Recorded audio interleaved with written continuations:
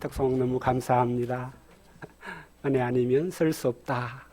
이 말이 심금에 와닿는 것 같습니다. 네. 맞나요? 아멘. 다윗은 무엇으로 썼을까요? 오늘 사무엘상 26장의 말씀에서 제목처럼 다윗은 사울을 칠 기회가 있었지만 치지 않았잖아요. 다윗의 생애는 기회를 잡는 것으로 이루어졌을까요? 아니면 은혜로 이루어졌을까요? 오늘 말씀을 기회와 은혜라는 그런 단어를 가지고 생각해 보아도 좋겠다는 생각을 하면서 말씀을 나누고 싶습니다. 지난 설 연휴로 사무엘서 13번째 말씀을 이제 메시지를 2번 나누어 전하게 되었습니다. 연휴 때문에 공부를 2번 계속 할 수가 없어서 한 공부하고 2번 나누게 되었는데, 이제 오늘 살펴볼 본문은 다윗이 사울을 죽일 수 있는 기회를 얻었지만 다시 한번 살려주는 이야기입니다. 오늘은 다윗이 이렇게 했을 때에 그 이유가 되었던 그의 믿음에 대해서 우리가 같이 한번 배우면서 은혜를 나누었으면 합니다. 다윗은 소위 둘째 가라고 하면 서러워할 싸움의 고수입니다. 그렇죠? 골리앗을 물맷돌 한 방으로 날려버린 그 시대 전사였습니다. 사울을 죽이고자 하면 얼마든지 죽일 수 있는 능력도 있고 기회도 있었습니다. 사울이 다윗에 대한 시기심이 생겨 창을 던져 죽이려 한 이후부터 다윗도 마음만 먹으면 언제든지 사울을 칠 기회가 있었을 것입니다. 그러나 다윗은 오직 피하기만 했습니다. 도망치기만 했습니다. 그것도 10여 년의 짧지 않은 기간 동안에 그렇게 했습니다. 그런 중에 우리가 24장에서 살펴보았던 대로 다른 사람들이 옆에서 볼 때는 분명히 하나님이 주신 기회가 틀림이 없는 그런 기회를 만났습니다. 사울이 군대를 동원해 다윗을 잡아 죽이려고 왔을 때 다윗은 그런 사울을 피해 굴에 숨어 있었습니다. 사울은 큰 것이 급해 혼자 굴에 들어와 이를 보았고, 그 굴은 다윗과 그의 사람들이 마침 숨어 있는 곳이었습니다. 다윗에게는 한 칼에 사울을 날려버릴 수 있는 기회가 눈앞에 있었습니다. 또 그때는 적을 죽이지 않으면 내가 죽어야 하는 소위 전쟁 상황이었습니다. 다윗은 부하들이 이것은 하나님이 주신 기회로 가면서 사울을 죽이라고 했을 때에 그 기회를 잡지 않고 사울을 죽이지 않았습니다. 그리고 그 이유를 이렇게 밝혔죠. 사울은 하나님의 기름 부음을 받은 자이기 때문에 나는 그를 칠 수 없다, 죽일 수 없다. 오직 그것을 이유로 내세웠습니다. 자기가 사울을 치는 것은 하나님께 범죄하는 것이 되기 때문에 사울을 칠 수 없다고 했습니다.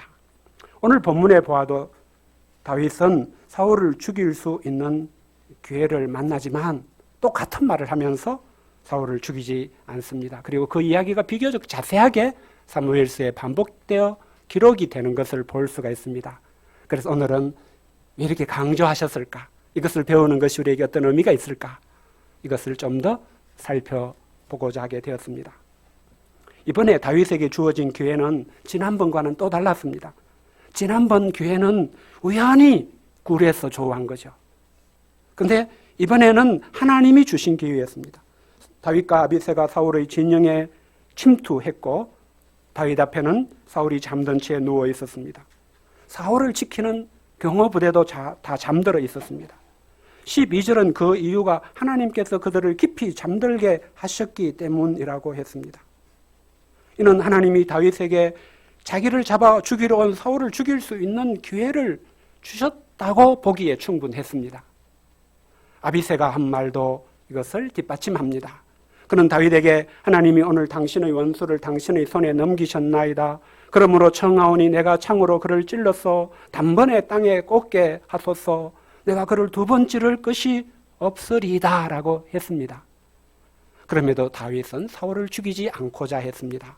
9절에 보면 다윗은 아비새에게 죽이지 말라고 말립니다. 누구든지 손을 들어 여호와의 기름 부음 받은 자를 치면 죄가 없겠느냐 이렇게 합니다. 사실 기회주의자가 볼 때에 또는 상황 논리로 볼 때에 사울은 죽이는 것이 마땅했습니다. 사울은 하나님이 버리셨고 또 사울은 왕이지만 너무 이스라엘 백성들에게 해를 끼치는 일을 하고 있습니다. 심지어 노브의 제사장 85명을 학살했습니다. 다윗을 하나님이 준비시키고 계시는데 그 하나님을 대적해서 일개 연대병력 3,000명을 맨날 동원해가지고 다윗 잡으러 토끼 사냥하듯이 군대를 사적인 복수에 동원하고 있는 것을 볼 수가 있습니다.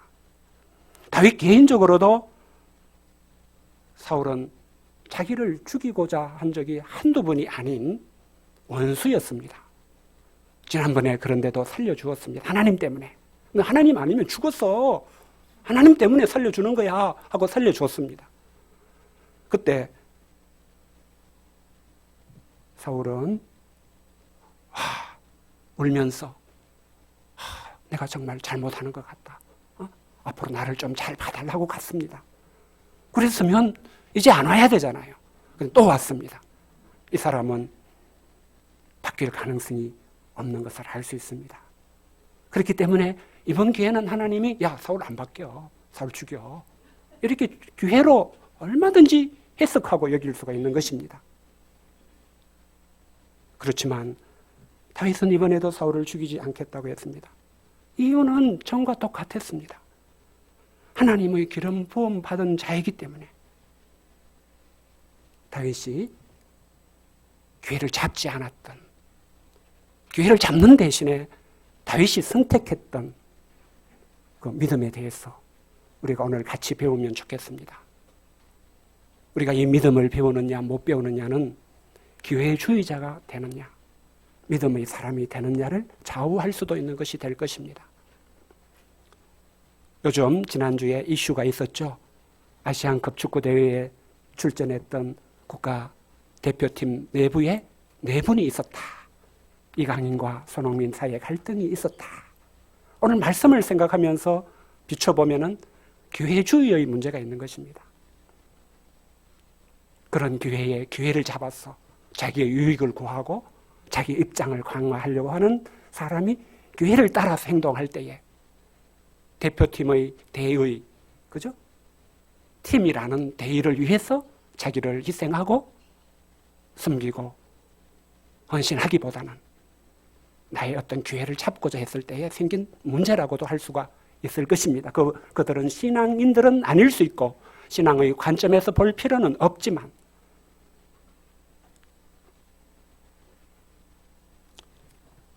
오늘 본문 1절에 보면 발단은 10사람들입니다. 10사람이 기브아에 와서 사울에게 말합니다. 다윗이 광야 앞 하길라산에 숨어 있어요. 그들은 전에 다윗을 사울의 손에 넘기는 것이 자기들의 의무라고 한 바 있습니다. 우리는 그것이 스스로 만든 의무일 뿐이고 하나님의 뜻을 위해 짊어진 의무는 아님을 알고 있습니다. 그럼에도 그들은 그것에 매여 있습니다. 그들은 하나님께서 어떻게 다윗을 사울의 손에 넘기지 않으셨는지, 다윗이 어떻게 사울을 죽이지 않고 사울의 마음을 돌이키고자 했는지에는 관심이 없었습니다. 그들은 또다시 사울을 부추기는 일을 하였습니다. 사울은 이런 10사람들의 말을 들으므로 또다시 일어나 다윗을 찾아 죽이려고 3,000명의 군대를 동원했습니다. 이는 사울이 그 마음 중심에 하나님이 없기 때문이요. 그럴 때 하나님이 그 마음에 없는 사람들의 말을 듣기 때문인 것을 알 수 있습니다. 당시 다윗은 10광야에 있었고 사울의 출동도 알게 되었습니다. 그래서 사울이 지친 곳으로 와서 상황을 살피게 되었습니다. 사울과 넬의 아들 군사령관 아브넬이 머무는 곳을 보니 사울이 진영 가운데 누웠고 백성은 그를 둘러 진치고 있었습니다. 이에 다윗은 아히멜렉과 아비새에게 누가 나와 더불어 진영에 내려가서 사울에게 이르겠느냐? 내가 사울을 좀 만나야 되겠다. 나랑 같이 침투할 사람이 누구냐? 이렇게 했더니 아비새가 자기가 가겠다고 했습니다. 다윗에게는 사울을 만나고자 할 때 어떤 생각이 있었습니다. 뒤에 나옵니다. 가서 보니까 사울이 진영 가운데 누워 자고 창은 머리 곁 땅에 꽂혀 있고 아브넬과 백성들은 그를 둘러 누워 있었습니다. 이것을 보고 아비새가 다윗에게 말했습니다. 앞에서도 잠깐 언급했지만 자기가 사울을 단번에 죽일 수 있겠다. 나한테 맡겨달라. 그럼 내가 한 방에 땅에 꽂아버리겠다. 이렇게 했고 다윗은 안 된다고 했습니다. 다윗은 여호와께서 살아 계심을 두고 맹세하는데 여호와께서 그를 치시리니 혹은 죽을 날이 이르거나 또는 전장에 나가서 망하리라 했습니다. 덧붙여서 내가 손을 들어 여호와의 기름 부음 받은 자를 치는 것은 여호와께서 금하시나니 나는 그의 머리 곁에 있는 누구나 제가 안경이 잘 안 보였습니다. 너는 그의 머리 곁에 있는 창과 물병만 가지고 가자 했습니다. 그래 철수했습니다. 그런데 다윗과 아비새가 이렇게 침투했다가 이제 빠져나가는데도 아무도 보거나 눈치채지 못하고 깨어있는 사람도 없었다고 성경은 말씀합니다. 그 이유는 하나님께서 그들을 깊이 잠들게 하셨기에 그들이 다 잠들어 있었기 때문이었습니다. 우리는 이런 다윗에게서 하나님께 대하여 가지고 있는 그의 믿음은 과연 어떤 믿음이었는지 정리해 볼 수가 있습니다. 다윗도 아비새도 하나님께 대한 믿음이 있습니다. 그들은 사울의 진영에 침투하면서 하나님이 모든 군대를 깊이 잠들게 하신 것을 보았고 하나님은 살아 계신 하나님이심을 믿을 수 있었습니다. 아비새는 하나님이 살아 계셔서 역사하시는 하나님이심을 믿는 믿음 때문에 내가 사울을 죽이겠다고 했습니다. 그가 볼 때 하나님은 다윗의 원수인 사울을 다윗의 손에 넘기신 하나님이었습니다.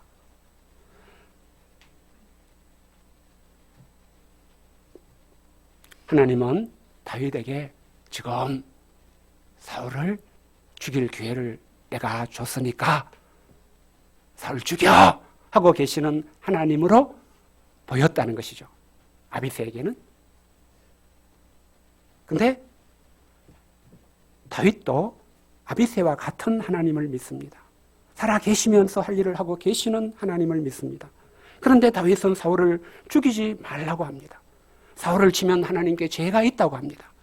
자기가 사울을 죽이는 것은 하나님이 금하시는 것이라고 합니다. 사울이 죽어야 한다면 나발의 경우처럼 하나님이 치심으로 죽거나 전장에 나가서 망하게 될 것이라고 합니다. 다윗이처럼 아비새와 보는 것이 다른 것은 무엇 때문일까요? 똑같이 하나님을 믿는데. 그것은 다윗의 말에서 확인할 수 있습니다. 한 가지 사울을 보는 출발점이 달랐습니다. 다윗은 사울을 볼 때에 하나님의 기름 부음 받은 자라는 것을 항상 전제로 하고 보았습니다. 하나님의 기름 부음을 받은 자라는 것은 그가 거룩하신 하나님께 속한 사람이라는 뜻이었습니다. 이는 그가 현실적으로 잘하든 못하든 설령 지금의 사울처럼 흑화되어 악을 행하고 있다 할지라도 그래도 그에 대한 처분권은 하나님께 속한 것을 인정하고 하나님을 경외하고 하나님께 맡겨야 한다는 것이 달랐습니다. 사람이 아는 이상으로 하나님도 아시고 사람이 하는 판단 이상으로 하나님께도 판단이 있으심을 존중하고 인정해야 한다는 것이었습니다. 그래서 다윗은 그 기회에 사울을 죽이는 대신에 하나님께 맡겼습니다. 그러면 그 다음에는 어떻게 했나요? 다윗은 하나님께 대한 믿음 안에서 자기가 할 일을 찾고 그 일을 하고자 하였습니다.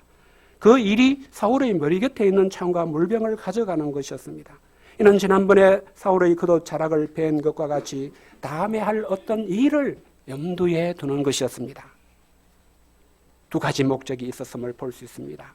한 가지는 하나님의 기름 부음을 받은 자를 치지 않는 것은 자기만 알고 있어야 하는 것이 아니고 자기만 지키면 되는 것이 아니고 하나님의 백성들은 다 알고 다 지킬 수 있어야 한다는 것을 나타내고자 함이었습니다. 다윗은 사울의 진영에서 빠져나간 후 멀리 떨어진 산 꼭대기에 서서 외쳤습니다. 먼저 다윗은 사울을 보호해야 하는 아브넬에게 이를 알게 했습니다. 아마 아브넬이 사울의 경호대장이었던 것 같습니다. 백성 가운데 한 사람이 사울을 죽이려고 진영에 들어갔을 때 아브넬은 사울을 보호해야 할 책무가 있음에도 보호하지 못했습니다. 물론 하나님이 깊이 잠들게 하셨기 때문이기도 하겠지만 어쨌든 그는 깨어서 사울을 경호하지 못했습니다. 그러므로 다윗은 아브넬과 경호병들은 마땅히 죽을 자라고 하였습니다. 그러면서 다윗은 왕의 머리 곁에 있는 창과 물병을 그들이 왕을 보호하지 못한 증거로 제시했습니다. 두 번째 목적은 사울을 다시 한번 설득하는 것이었습니다. 사울은 잠에서 깨어 다윗의 음성을 듣게 되었습니다. 이때 사울은 내 아들 다윗아 이것이 내 음성이냐 하였고 다윗은 내 주 왕이여 내 음성입니다 대답했습니다. 다윗은 이때 내 주는 어찌하여 주의 종을 쫓으시나이까?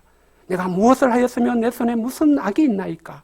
원하건대 내 주 왕은 이제 종의 말을 들어서서 하면서 다윗은 중요한 이야기를 했습니다. 만약 왕을 충동질하여 나를 해하려 하는 사람이 있다면 해하려 하는 이가 여호와시면 여호와께서는 제물을 받으시기를 원하나이다. 하나님이 지금 사울을 시켜서 자기를 죽이라고 하는 것이면 자기는 기꺼이 목을 내놓겠다는 것입니다. 그렇지 않고 만일 사람들이 사울을 충동질해서 자기를 죽이라고 하는 것이면 그들이 여호와 앞에서 저주를 받을 것이라고 하였습니다. 특히 그들이 이르기를 너는 가서 다른 신들을 섬기라고 오늘 나를 쫓아내 여호와의 기업에 참여하지 못하게 함이니다고 하였습니다.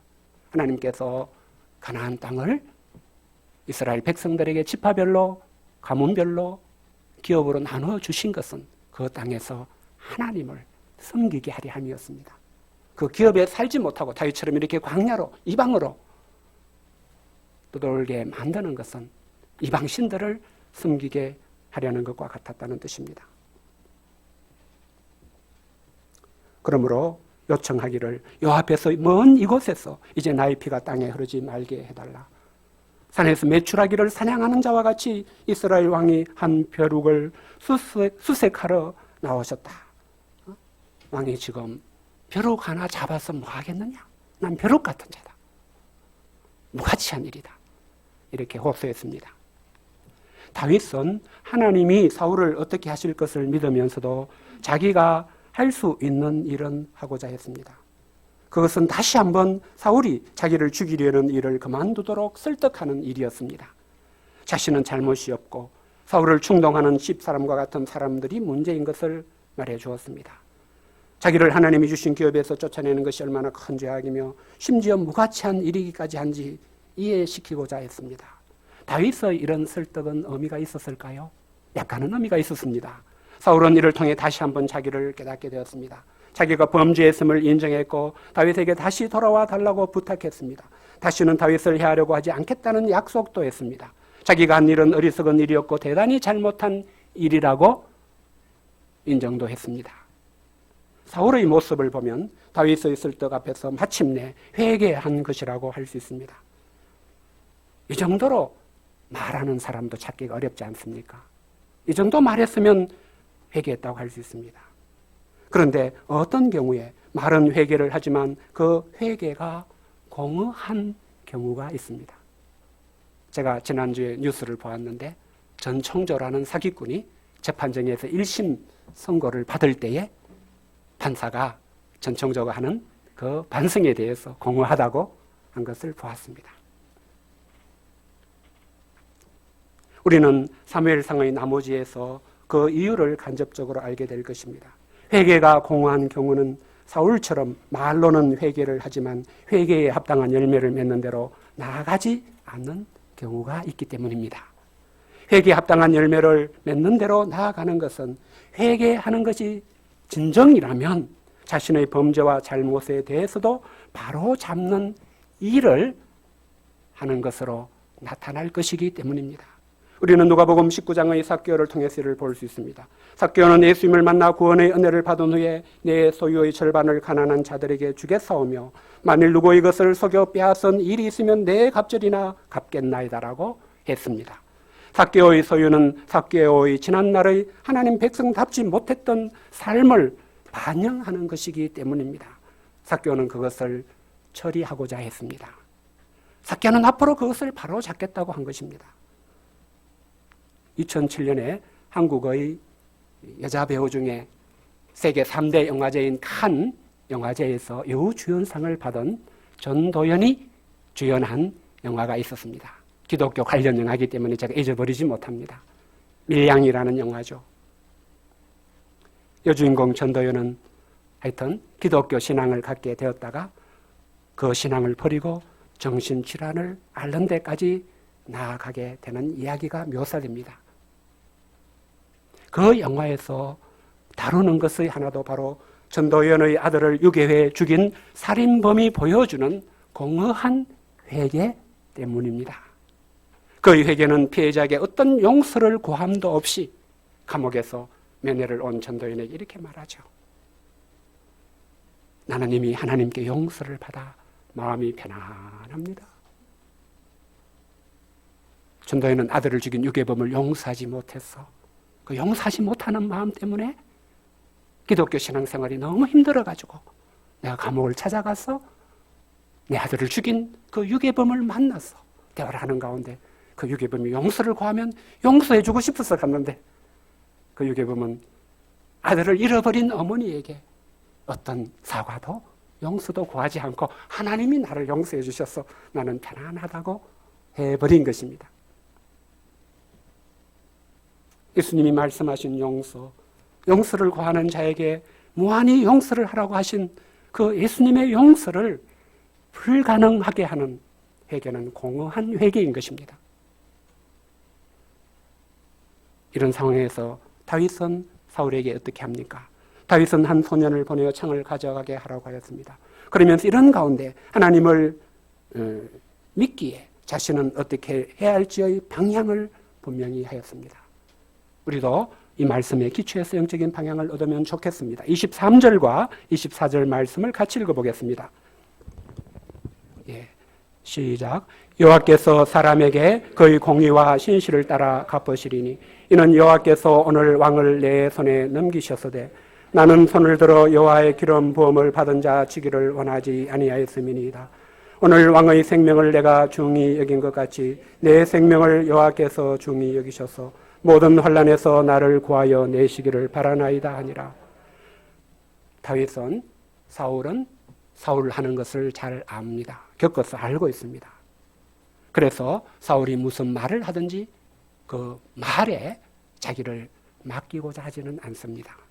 그것은 이미 사울의 결심을 확인하고 광야로 떠날 때에 마음에서 정리를 해둔 것이었습니다. 다윗에게 있어서 사울에게 원하는 것은 사울이 자기를 해치려는 것을 멈추는 것, 그것 한 가지였습니다. 그 다음의 자신에 대한 모든 것은 오직 하나님께 맡기고 하나님께 소망을 두고자 하였습니다. 다윗은 하나님이 그의 공의와 신실을 따라 갚으시는 분이심을 믿었습니다. 하나님은 공의로우시고 그 공의로우심에서 결코 변함이 없으심을 믿었습니다. 그러므로 다윗은 남들은 어떻게 하든지 간에 자신은 하나님이 보시기에 좋게 하고자 했습니다. 하나님께 죄가 있는 사람이 되지 않고자 했습니다. 하나님께서도 이를 보시고 자기 생명을 중히 여기셔서 모든 환난에서 자기를 구하여 내시기를 바라고 기도하였습니다. 제가 서두에 말씀드린 것으로 좀 보충을 하자면 다윗은 자기의 유익, 자기의 이익, 어떤 자기의 입장, 자기가 왕이 되기 위한 노력, 이것을 기회를 잡아서 추구하기보다는 하나님을 선택했습니다. 기회보다 하나님, 기회보다 하나님을 믿는 믿음을 선택했습니다. 우리는 말씀의 제목처럼 사울을 치지 아니한 다윗의 믿음이 무엇이었는지를 살펴봤습니다. 다윗의 믿음은 다윗을 다른 사람들과 다르게 보고 다르게 살게 하였습니다. 지난주 배운 말씀에 기초한다면 하나님에 대한 믿음 때문에 선한 시각, 좋은 통찰력을 가지고 하나님은 무엇을 좋게 보시겠는가? 하나님의 관점으로 보는 그런 시각이 있었기 때문이었습니다. 사울이나 10사람들을 보면 하나님이 없습니다. 하나님이 무엇을 하시는지, 하나님이 어떻게 보시는지는 관심이 없습니다. 자기 욕망, 자기 이해관계, 자기 입장이 중요했습니다. 아비새는 다윗의 충성스러운 부하였지만 아직 다윗이 보는 것 같이 상황을 볼 수 있는 영적인 분별력은 부족했습니다. 반면에 다윗에게는 그 마음 중심에 하나님이 있었습니다. 자기를 죽이려고 하는 사울임에도 그로 인해 광야 생활의 고통과 고난을 겪고 있음에도 그를 하나님과의 관계에서 보았습니다. 그를 볼 때 사람들의 말을 듣기보다 하나님이 기름 부음 받은 자인 것을 놓치지 않고 보고자 했습니다. 그는 하나님의 거룩하심을 진심으로 인정했고 그것을 인정하는 데 따르는 광야에서의 고통과 고난을 묵묵히 감수하는 선택을 했습니다. 그러면서도 현실에 절망하지 않았고 공의와 신실을 따라 갚으실 하나님의 때가 올 것을 소망하였습니다. 이 때문에 자기가 자기의 생명을 구하거나 자기의 힘과 노력으로 왕관을 얻는 것을 추구하는 대신에 하나님께 이것을 맡겼습니다. 하나님 때문에 자신이 사울의 생명을 귀히 여겼으니 하나님께서도 자신의 생명을 중히 여기셔서 모든 환난에서 구하여 내시기만을 바라고자 했습니다. 우리가 현실적으로 광야의 고난을 겪을 때에는 다윗처럼 믿음으로 사는 것은 어리석게 보일 수 있습니다. 주어진 기회를 어찌하든지 잡는 것이 현명하게 보일 수 있습니다. 기회가 주어졌는데도 하나님 때문에 그런 기회를 걷어차버리는 것은 공허한 믿음처럼 보일 수도 있습니다. 아비새의 말대로 한 방에 사울을 죽이는 것이 더 현명하고 그것이야말로 믿음으로 행하고 믿음으로 승리하는 것으로 주장될 수도 있습니다. 그러나 우리는 다윗의 앞으로를 알고 있습니다. 마치 우리가 응원하는 팀이 승리한 후에 그 경기를 녹화 중계로 볼 때처럼 다윗이 기회보다 믿음을 선택한 것이 옳았다는 것을 우리는 알고 있습니다. 물론 사무엘서 전체적으로 보면 다윗도 타락한 본성을 가진 한 인간이었다는 것을 말합니다. 믿음의 실패도 있었음을 말합니다. 그럼에도 다윗이 사울을 치지 아니한 그 믿음은 바른 믿음이었습니다. 하나님의 주권, 하나님의 권한에 속한 거룩함이 있다는 것을 인정하는 믿음을 지켰습니다. 그런 믿음이 있었기 때문에 다윗은 하나님이 정하신 선은 넘지 않았습니다. 믿음 때문에 자신의 연단과 훈련의 의미가 있는 고통스러운 현실을 묵묵히 감당해야 할지라도 선은 넘지는 않았습니다. 이 때문에 우리는 하나님의 거룩하심에 대해서 다시 한번 재발견할 수가 있게 된 것입니다. 오늘 말씀을 통해서 배운 바대로 우리도 살면서 생기는 여러 인간관계 문제 속에서 이런 다윗의 믿음이 가르쳐주는 길로 갈 수 있기를 바랍니다. 다윗은 사울을 치지 않은 것을 통해서 하나님을 믿는다는 것이 어떤 것인지 우리에게 보여주었습니다. 그것은 한 사람을 그가 비록 원수일지라도 하나님을 중심으로 보는 것이었습니다. 이것이 오늘 우리에게 어떤 의미가 있겠습니까? 신약시대에 예수님을 믿는 시인자들은 모두 기름 부음을 받은 자들입니다. 우리가 예수님을 믿는다는 것은 하나님께서 우리에게 성령을 주셔서 성령으로 하나님께 속한 사람인 것을 구분하셨다는 뜻입니다. 구약시대에는 선지자나 왕과 같은 소수의 사람들에게 물에 감람유를 담아서 물리적으로 기름을 붓는 것을 통해서 내 거야, 내가 점 찍었어, 내 침 발랐어, 아무도 못 건드려, 이렇게 하나님은 거룩하게 구별을 하셨지만 신약시대에는 복음을 전해주시고 그 복음을 듣는 자들에게 하나님은 성령을 부으셔서 성령을 주셔서 너는 내 거야, 너는 내 자녀야, 너는 내 백성이야, 이렇게 하나님께 속한 자가 되게 하셨습니다. 그러므로 우리는 서로를 볼 때에, 서로를 대할 때에 오늘 다윗의 믿음을 기초로 본다면 어떻게 대해야겠습니까? 다윗이 사울을 대한 것 같이 그렇게 대할 수 있다면 그것이야말로 성경적인 것이 될 것입니다. 때로 신자 중에서도 사울이나 십 사람들이 다윗에게 하듯이 하려는 사람들이 있을 수 있습니다. 때로 아비새처럼 아직은 영적인 분별력이 부족해서 믿음으로 하는 것을 오해할 수도 있습니다. 그러나 하나님의 뜻은 우리가 신자로서 신약의 기름 부음인 성령을 받고 예수님을 주와 그리스도로 믿고 따르는 다른 신자들에게 다윗처럼 다윗이 원수 사울을 대할 때에 지켰던 것처럼 하나님의 주권과 하나님의 거룩하심을 인정하고 지키는 자세로 대해야 함을 배우게 됩니다. 자신에 대해서는 하나님께서 공의와 신실을 따라 갚으실 것을 믿고 하나님이 나를 저주하실 수밖에 없는 죄에 있는 자는 되지 않아야 되겠다는 그런 방향을 가지고 살면 될 것입니다. 하나님을 믿고 소망 중에 인내와 연단을 감당하면 하나님께서 반드시 뜻두신 대로 복 주실 날이 있게 될 것입니다. 하나님께서 저와 여러분에게도 이런 믿음을 주시기를 기도합니다.